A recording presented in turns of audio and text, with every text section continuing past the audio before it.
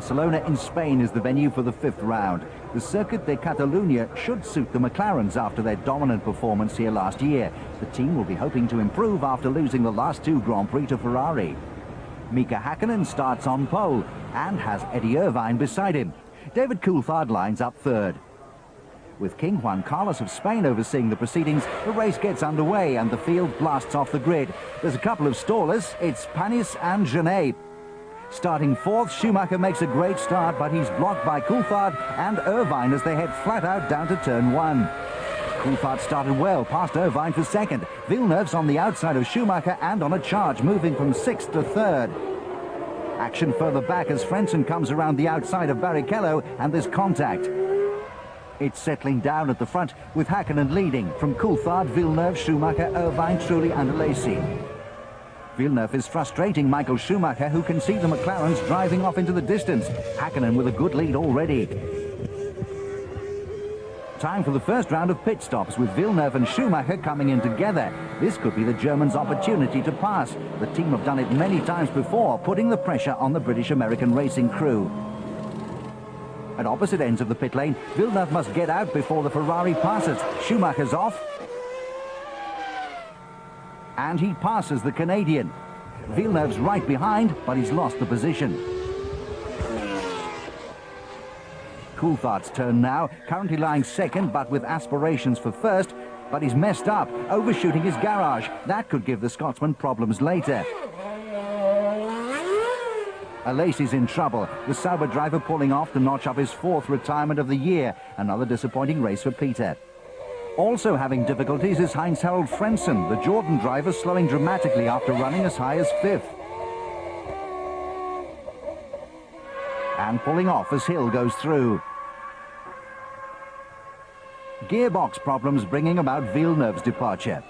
David Coulthard's in for his 2nd stop now, and it's crucial if he's to get back out in front of the charging Michael Schumacher. The German's been putting in some sensational laps and will be hoping it's enough to keep the Scotsman behind. Coulthard heads for the track. There's Schumacher. It's going to be close, but Coulthard has it just as they race to the corner. The team have done all they can to secure a McLaren 1-2, with the Ferraris running 3rd and 4th. Ralf Schumacher has had a good race, currently in 5th place. Jarno Trulli in 6th could bring home a much-needed point for Prost in what's proving to be a disappointing season for the French team. Back with the leader, Mika Hakkinen, on his final lap before coming around to take victory in Spain. Only his 2nd win out of 5 pole positions.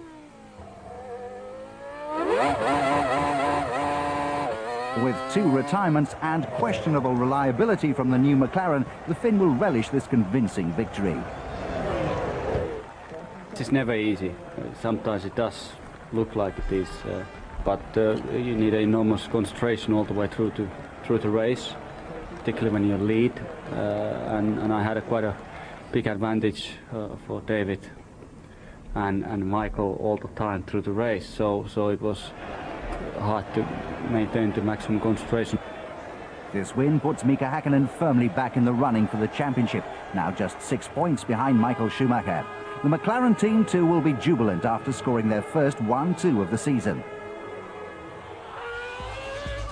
With McLarens and Ferraris filling the top 4 spots, Ralf Schumacher and Jarno Trulli complete the top 6.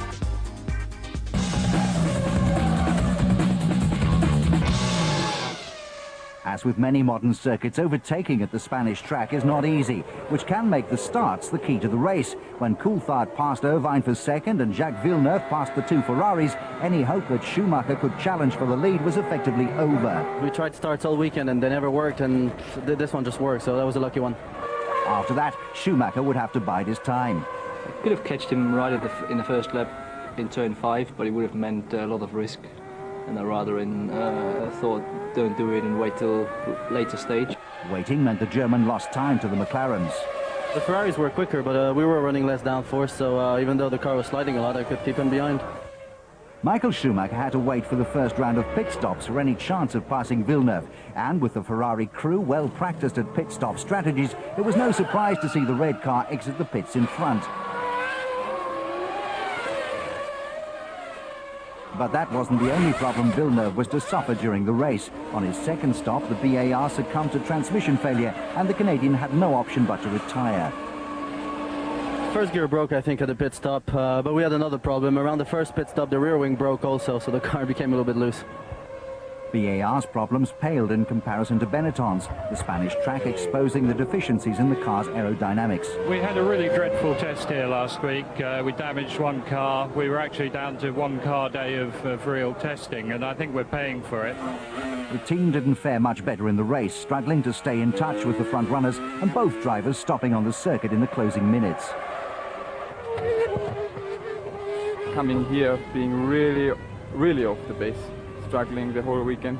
We have to really analyze now in the team where is the weak point, and then we have to work against this. But honestly, I don't see the situation change for the next few races. In sharp contrast, the race promised much for Jean Alesi and Sauber after the Frenchman set an early provisional pole which took the top runners quite some time to beat. To see the top teams and top drivers to try to beat you, and they're not able to do it immediately. I mean, it's a very good feeling. What is going on at the moment is from the gearbox we don't have the reliability, and it costs us performance, plus we are not able to finish.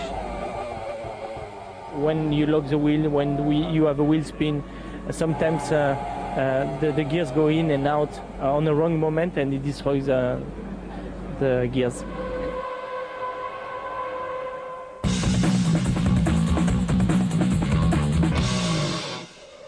After a disappointing start to the season with the Supertech engine, British American Racing have signed an engine deal with Honda, who recently pulled out of entering its own team next year.